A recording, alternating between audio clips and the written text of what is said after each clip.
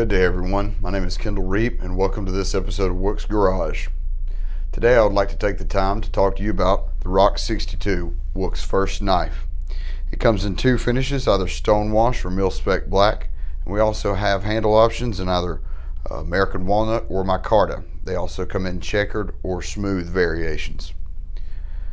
Today I would like to show you how to remove the handles on your Rock62 knife in case you've bought another pair and would like to change them out. I have two T15 Allen keys here. I'm going to go ahead and use one side, anchor one side of the screw with one while I use the other to loosen the other side of the screw. Once you back the screw all the way out, repeat the process on the other side. I already have one here that has both handles removed. And while I do, I'd like to tell you about some of the features. We have a lanyard retention hole. We have a large choil. We have jimping along the spine as well as a 90-degree angle for better work with fire or ferro rods. It is constructed of Sleipner steel with a Rockwell hardness of 62.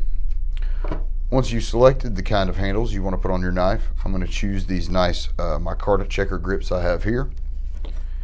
Go ahead and lay those on either side of the knife and use my screws to line up the holes and make sure everything's the way it needs to be. I'm going to use my fingers to go ahead and start the screws,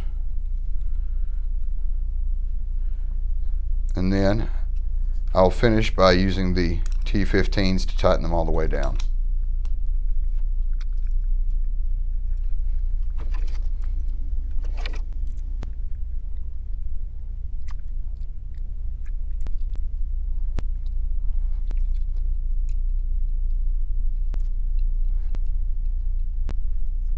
And there you have it.